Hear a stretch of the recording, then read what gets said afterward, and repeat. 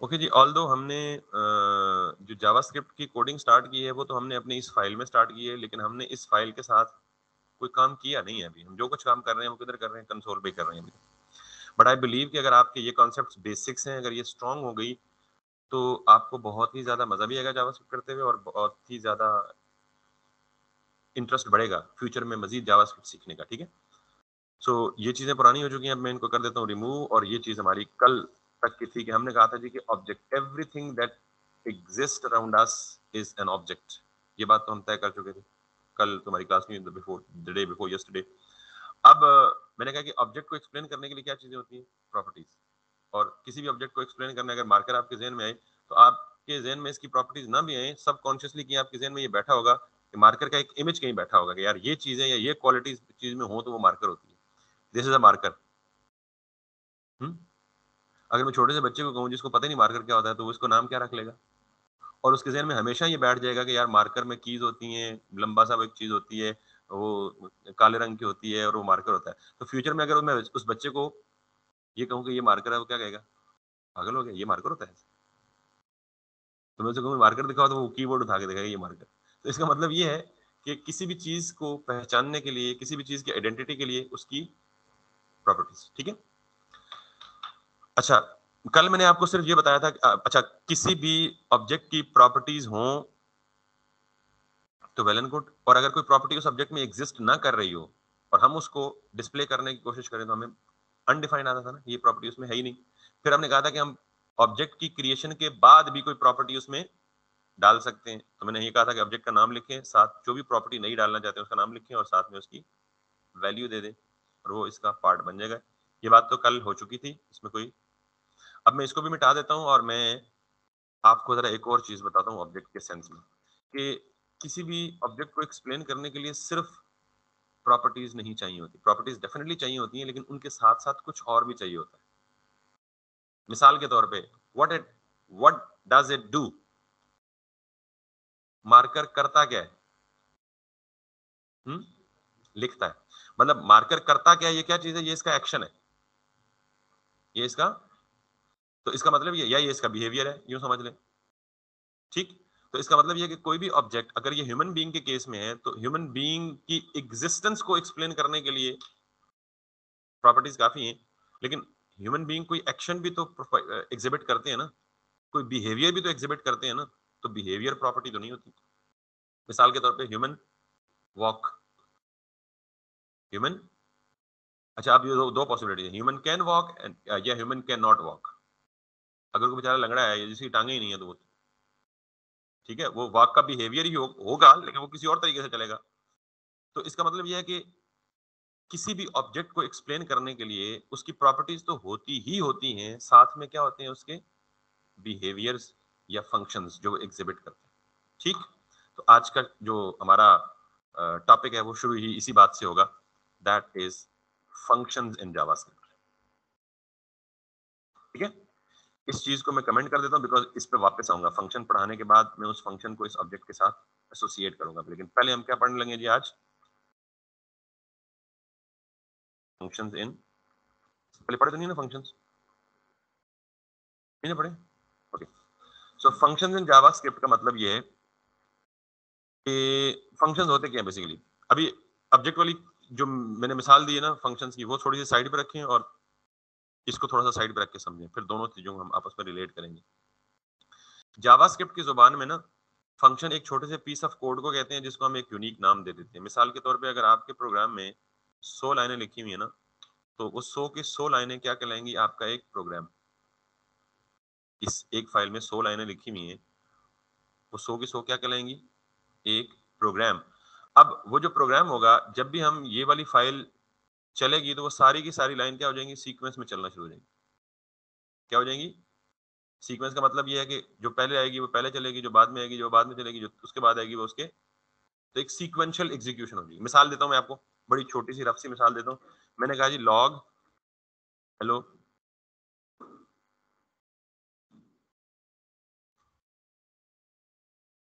और मैं ये कुछ 6-7 स्टेटमेंट से बना देता हूं।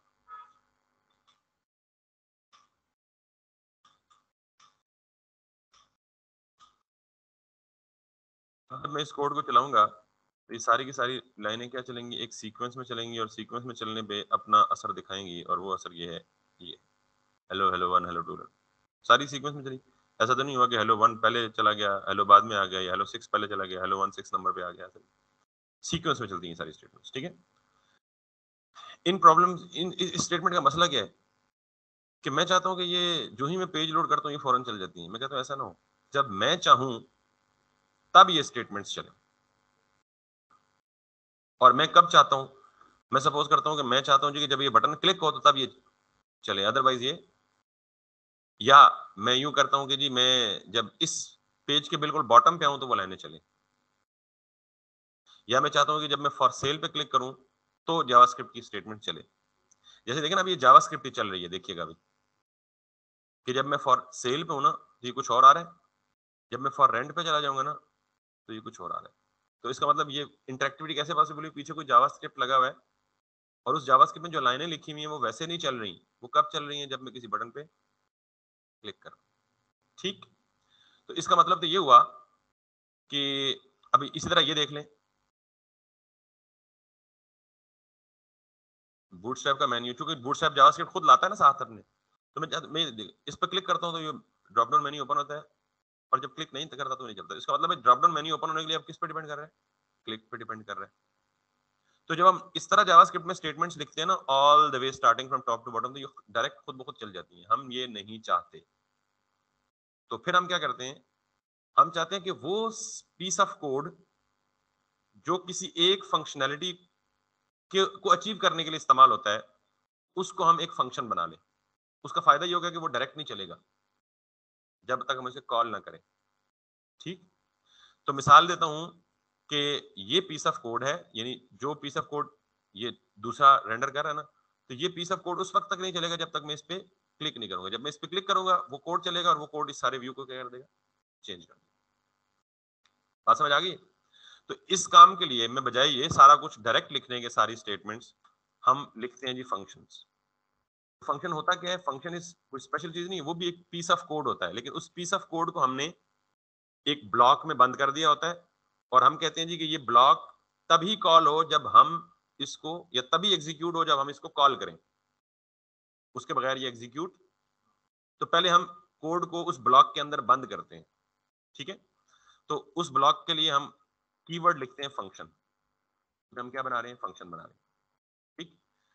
उस फंक्शन का आप कोई भी नाम दे सकते हैं। ये यूं समझें कि आपने एक ब्लॉक में कुछ चीजें बंद कर दी और ऊपर टेप लगा के उस टेपर के ऊपर को नाम रख दिया अपनी आसानी के लिए, ताकि जब भी हम कोई चीज ढूंढने लगे तो हमें नाम से पता लग जाए कि यार ये वाला ब्लॉक है जिसके अंदर ये चीज पड़ी हुई, ठीक है। फंक्शन के कीवर्ड लिखे और इसके आगे कोई भी नाम दे दें। मैं फिलहाल दे देता हूँ टेस्ट। आप ये कोई भी मीनिंगफुल नाम दे सकते हैं, ठीक है। उसके बाद आपने ओपनिंग एंड क्लोजिंग पैरेंथेसिस लगानी है, यानी छोटी ब्रैकेट्स, और उसके बाद आपने करली ब्रैकेट्स लगानी है। That's it. ये आपका बन गया फंक्शन। ये क्या बन गया आपका, और इसको मैं बोलता हूं, मैं क्या कर रहा हूं, मैं एक फंक्शन को डिफाइन कर रहा हूं। टर्म याद रखनी है। फंक्शन डेफिनेशन का मतलब क्या है कि मैं डिफाइन कर रहा हूं कि ये जो फंक्शन मैं लिख रहा हूं ये करेगा क्या, यानी दूसरे अल्फाज में मैं इस फंक्शन की फंक्शनैलिटी को डिफाइन कर रहा हूं। अभी फंक्शनैलिटी को डिफाइन नहीं किया, अभी जस्ट क्या बनाया है, ब्लॉक बनाया है। तो फंक्शनैलिटी इसके अंदर लिखूंगा, ठीक। तो अब जब मैं यहां पे आता हूं और अब मैं लॉक करता हूं, और मैं जितनी मर्जी दफा कंसोल लॉक कर दूं, इसने एक दफा भी नहीं चलना।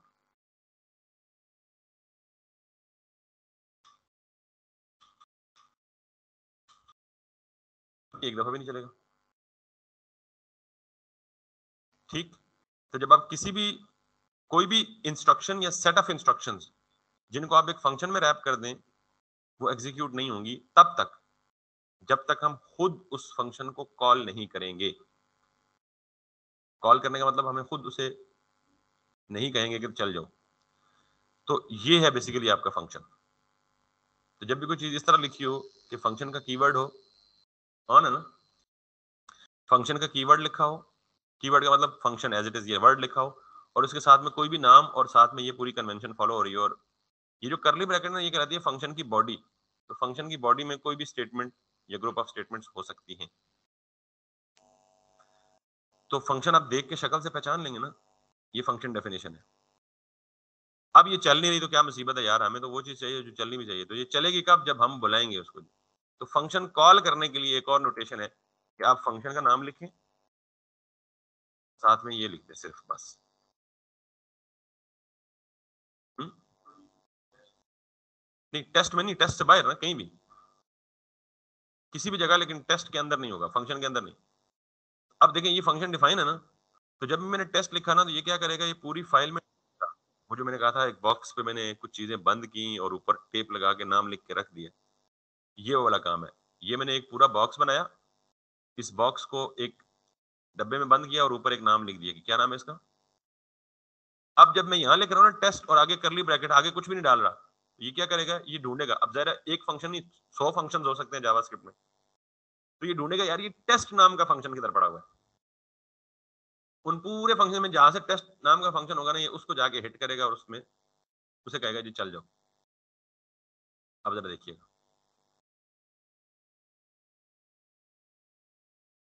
अच्छा अब आप सोच रहे होंगे जी आप, हम तो ये एक्सपेक्ट कर रहे थे कि बटन पे क्लिक करेंगे तो चलेगा। वो भी चलेगा, वो भी चलेगा, लेकिन अभी मैं क्या कर रहा हूं कि जब मैं किसी फंक्शन को डिफाइन करके रख लूं, वो तब तक नहीं चलेगा जब तक मैं उसे कॉल नहीं करूंगा। तो मैंने कॉल कर दिया तो फंक्शन चल गया। Making sense? तो मसला तो नहीं है इसमें। इसका फायदा एक और भी है, अगर आप 2 दफा कॉल कर दें, होना चाहिए आपके ख्याल में 2 दफा चलना चाहिए ना यार। यानी जब पहली दफा टेस्ट कॉल हुआ, ये गया, इसने टेस्ट नाम का फंक्शन ढूंढा, इसने पूरा एग्जीक्यूट कर दिया, एग्जीक्यूशन के बाद वापस उधर ही आ गया जहां से कॉल हुआ था। अब अगली लाइन की बारी है ना, अब ये अगली लाइन चलाने की कोशिश करेगा, अगली लाइन में फिर से बोलेगा यार ये तो फिर कोई फंक्शन है, तो फिर ये जाए यहाँ से पूरी फंक्शन को एग्जीक्यूट करके फिर जहाँ से कॉल होता है वापस आ जाएगा और उससे नीचे देखेगा कुछ भी नहीं और बस कर देगा। लेकिन अगर मैं तीसरी दफा कॉल कर दूंगा तो फिर क्या होगा, सेम काम होगा। चौथी दफा कॉल कर दूंगा तो क्या होगा, फिर वही काम होगा। आपका क्या ख्याल है कि ये कितनी दफा लिखा हुआ है, 1 2 3 4 5 6 लाइनें ना, तो 1 2 3 4 दफा कॉल किया है तो 6 4 24। अगर मुझे एक 24 दफा लाइनें प्रिंट करनी होती ना कंसोल लॉग, तो मुझे यहाँ कितनी लाइनों में कोड लिखना पड़ता है, 24 लाइनों में। लेकिन अब वो 24 लाइनों वाला कोड कम हो गया, कितना हो गया, 8 से 10 लाइनों में हो गया। ऐसे ही है ना। अगर फिर मैं टेस्ट करूँ तो फिर क्या करेगा, वही काम करेगा। तो फंक्शन का एक तो ये है कि हम क्या करते हैं, एक बड़े प्रोग्राम को स्प्लिट अप कर देते हैं छोटे छोटे सब प्रोग्राम्स या फंक्शंस में। दूसरा फायदा क्या है कि फंक्शन रीयूजेबल होते हैं, आप एक ही फंक्शन को बार बार यूज कर सकते हैं। समझ आ गई बात? यहाँ तक कोई मसला है तो बताएं हमजा। कोई मसला नहीं है। अब मैं चाहता हूँ जी कि ये टेस्ट रहे अपनी जगह पे, कॉल नहीं कर रहा उसको। जब कॉल नहीं करते किसी चीज को, सिर्फ फंक्शन डिफाइन करते हैं तो कुछ भी नहीं एग्जीक्यूट होता। ठीक होगी बात? एग्जीक्यूशन के लिए कॉल करना, तो 2 एस्पेक्ट्स हैं, फंक्शन कॉल और फंक्शन कॉल कैसे होती है, सिर्फ फंक्शन का नाम लिखें और ओपनिंग एंड क्लोजिंग कर दें। अगर ये फंक्शन डिफाइन ना होता, मैं सिर्फ कॉल करता, फिर एरर देगा, टेस्ट इज नॉट डिफाइंड। वो कहेगा जी टेस्ट मुझे पता नहीं क्या है, वो फंक्शन तो डिफाइन ही नहीं। तो इसका मतलब है फंक्शन को कॉल करने के लिए जरूरी है कि पहले फंक्शन का डेफिनेशन होना चाहिए। अब जरा मैं इसको एज इट इज रहने देता हूँ, कमेंट कर देता हूँ और मैं एक और फंक्शन लिखता हूँ। आप एक फाइल में कई सारे फंक्शन लिख सकते हैं बैक वक्त, यू आर अलाउड। और इस फंक्शन को नाम देता हूँ जी ऐड, और ऐड को भी मैं कह देता हूँ जी add two numbers. Normally function को नाम देने की कन्वेंशन ये है कि आप फंक्शन को कैमल केस में लिखते हैं, फंक्शन के नाम कन्वेंशन है। कैमल केस क्या होता है पता ना, अगर आपके फंक्शन में एक फंक्शन के नाम में एक से ज्यादा वर्ड्स हैं तो आप स्पेस नहीं डालेंगे, कोई स्पेशल सिंबल भी नहीं डालेंगे, आप सारे वर्ड्स को जोड़ के लिखेंगे। पहला पहले वर्ड का फर्स्ट लेटर लोअर केस होगा और हर अगले वर्ड का फर्स्ट लेटर क्या होगा, अपर केस होगा। इसको कहते हैं कैमल केस।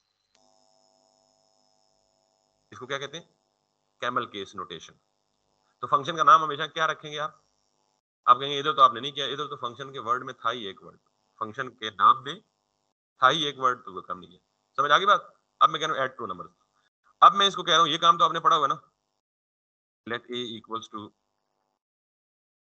प्रॉम्प्ट, पढ़ा हुआ है ना, और इसको ये भी पढ़ा हुआ है कि हम इसको पार्स इंट कर सकते हैं, ये भी पढ़ा हुआ है ना, मसला तो कोई नहीं। फिर ये कर लें, ये भी। मैं क्या कर रहा हूँ, यूजर से दो नंबर ले रहा हूँ और दोनों नंबर्स को ऐड करके, लॉग भी पढ़ा हुआ ना क्या करते हैं, जो भी रिजल्ट हो उसको कंसोल लॉग में, इन ब्राउजर के लॉग में ले आता है। मैं कहता हूँ जी ए प्लस बी, अब ये फंक्शन मैंने डिफाइन कर दिया, नहीं क्यों, फंक्शन कॉल नहीं, गॉट इट। तो कॉल करने के लिए क्या जरूरी है, यही नाम कॉपी करें, तो यहां लिखें और यू डाल दें, और अब मैं रिफ्रेश करता हूं, चल गया ना। तो किसी फंक्शन को डिफाइन कर देना काफी नहीं होता, यानी उसे एग्जीक्यूट करने की जरूरत है, उसे कॉल भी करें। तो अब मैं यहाँ नंबर देता हूँ 78 और 36, मेक सेंस? तो कुछ पता लगा फंक्शन क्यों इंपॉर्टेंट होते हैं, मतलब कि जाहिर है अगर मैं मिसाल के तौर पे फ्यूचर में मैं इस कॉल को लिंक कर दूंगा एक बटन के क्लिक पे, तो जब भी मैं वेब पेज चलाऊंगा तो मेरी ये रिक्वायरमेंट नहीं है ना कि सारा कुछ जावास्क्रिप्ट में लिखा हुआ चल जाए। एग्जैक्टली मैं सिर्फ जिस चीज को कॉल करूंगा सिर्फ वही चलेगी, बाकी कुछ भी। अब जरा ये सारी बातें देखकर मुझे ये बताएं कि शक्ल से देख के कि ये अलर्ट क्या है, फंक्शन नहीं है, फंक्शन नहीं है, फंक्शन कॉल है। आप कहेंगे जी हमने अलर्ट तो कहीं डिफाइन नहीं किया, ये फिर भी चल रहा था, ये क्या चालाकी है? नहीं नहीं नहीं, मैं और बात कर रहा हूं ना। मैंने कहा है कि किसी भी फंक्शन को चलने के लिए उसका डिफाइन होना पहले जरूरी है, लेकिन मैंने ये कॉल किया अलर्ट का और ये कर दिया बस, ये फिर भी चल गया। यानी मैं डिफाइन नहीं कर रहा, मैं क्या कर रहा हूँ, सिर्फ कॉल कर रहा हूँ। तो आप कहेंगे सर अभी तो आप कह रहे थे जी कि कोई फंक्शन डिफाइन ना हो तो कॉल भी नहीं हो सकता। तो याद रखें इसका जवाब ये है कि जावास्क्रिप्ट में बहुत सारे फंक्शंस पहले से प्री डिफाइंड, उनको हम क्या कहते हैं, built in functions. I repeat, JavaScript में बहुत सारे फंक्शंस पहले से डिफाइंड हैं, उनको हम क्या बोलते हैं, प्री डिफाइंड फंक्शंस को किसने डिफाइन किया, सिस्टम ने खुद, जावास्क्रिप्ट या ब्राउजर ने खुद, हमने नहीं डिफाइन किया, पहले लिखे हुए, बिल्कुल एग्जैक्टली। तो जो फंक्शंस पहले से लिखे हुए हैं उनको हम क्या कहेंगे, बिल्ट इन फंक्शंस, और उनको हम डिफाइन नहीं करेंगे, उनको हम सिर्फ कॉल कर सकते हैं और कॉल करके उनका जो भी फंक्शनैलिटी है वो देख सकते हैं। तो जो फंक्शंस पहले से नहीं लिखे हुए जो हम लिख रहे हैं उनको हम बोलते हैं यूजर डिफाइंड फंक्शंस। तो यूं आपके फंक्शंस की दो टाइप्स होगी, बिल्ट इन फंक्शंस और। तो अब मुझे ये बताएं कि मैं ये भी लिखता हूं ना बार बार कंसोल लॉग, तो अगर कंसोल को फिलहाल छोड़ दूं तो लॉग क्या है, फंक्शन कॉल है ना। तो भाई ये तो मैंने डिफाइन ही नहीं किया, कैसे कॉल कर रहा हूं मैं, प्री डिफाइंड। तो जिस फंक्शन को मैं कॉल करूं और उसकी डेफिनेशन ना लिखूं, समझ जाएंगे कि वो बिल्ट इन फंक्शन है। और जिसको मैं कॉल करूं और डिफाइन ना करूं, कॉल कर दिया डिफाइन नहीं किया हुआ था, तो अगर तो ये टेस्ट नाम का कोई बिल्ट इन फंक्शन होता तो एरर ना देता, लेकिन था नहीं, उसने फाइल में ढूंढा कि टेस्ट नाम का कोई इधर भी नहीं है, उसने एरर दे दिया, यार ये तो डिफाइन ही नहीं है कहीं। तो इसका मतलब है किसी भी फंक्शन को लिखने के लिए या कॉल करने के लिए जरूरी है कि वो फंक्शन पहले से क्या हो, डिफाइन। आज का लेक्चर दो के शॉर्ट है लेकिन बहुत इंपॉर्टेंट है। कल मैं फंक्शन का और ऑब्जेक्ट का आपस में ताल्लुक बयान करूंगा, और कल ही गालिबन हम इस फंक्शन को बटन से, बल्कि वो अभी कर लेते हैं आखिरी चीज थोड़ी सी। तो फंक्शन कॉल और फंक्शन डेफिनेशन समझ आ गई है दोनों बातें। अब मैं ये चाहता हूं, मैं ये चाहता हूं कि ये जो ऐड टू नंबर्स है ना, ये पेज रिफ्रेश पे फौरन चल जाता है, ऐसा ना हो। मैं चाहता हूं कि यहाँ एक बटन बनाऊं, इस बटन पे क्लिक करूं तो वो फंक्शन चले, इस बटन पे क्लिक करूं तो वो, तो फंक्शन हमने पहले बना लिया ना। तो आपको पता है फंक्शन कॉल के लिए जरूरी है कि फंक्शन डिफाइन हो, तो मैं इसको कर रहा हूँ यहाँ से कट, तो इसका मतलब अब नहीं चलेगा। कॉल हटा दी, अब नहीं चलेगा। तो अब मैं यहाँ आता हूँ और मैं इस बटन को, ये बटन HTML में बनाया हुआ ना हमने टेस्ट, जरा देख लें, ये बटन हमने बनाया हुआ है यहाँ पे HTML में टेस्ट के नाम से। सो दिस इज व्हाट, ये तो पता लग गया ना, on click on double click. तो अब इनसे ऑन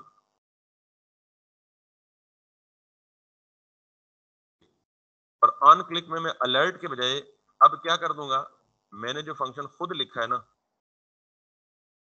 ये फंक्शन लिखा है ना मैंने, मैं ये दे दूंगा।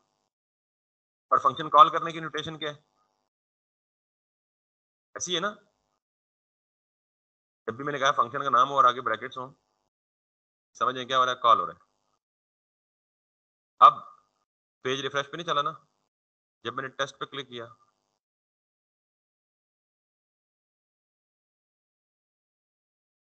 तो आया, रिजल्ट कहाँ गया होगा, कंसोल पे। तो हम इसे कंसोल से भी हटा देते हैं, हम कहते हैं जी रिजल्ट हमें कहाँ डिस्प्ले करे, अलर्ट में, ताकि हमें कंसोल बार बार ओपन ना करना पड़े, और अलर्ट में A+B कर दें। चले, नहीं चला, जब मैं इस पर क्लिक करता हूँ,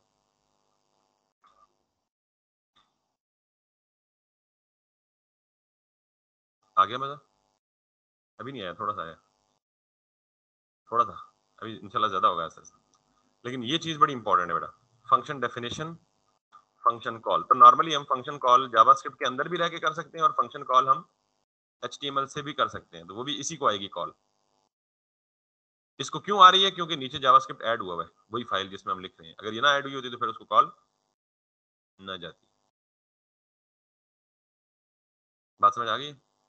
फंक्शन क्या होता है, फंक्शन कैसे डिफाइन किया जाता है, यानी कैसे फंक्शन बनाया जाता है, और उस फंक्शन को कैसे चलाया जाता है, यानी कॉल कैसे किया जाता है।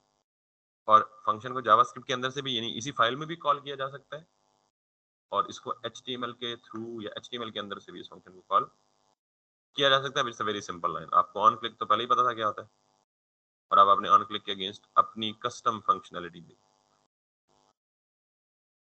ठीक, अब ये टेस्ट के बजाय ऐड होना चाहिए ना,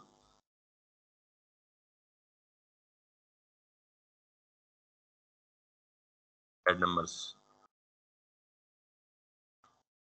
कल हम देखेंगे कि हम जब भी इस पर क्लिक कर रहे हैं तो हम ये प्रॉम्प्ट भी नहीं आना चाहिए, हमें यहीं पे कोई टेक्स्ट बॉक्सेस पेज पे मिलने चाहिए। बल खैर वो अगली चीज है। आज के इसमें कोई क्वेश्चन है या कोई कंफ्यूजन है तो बता दें।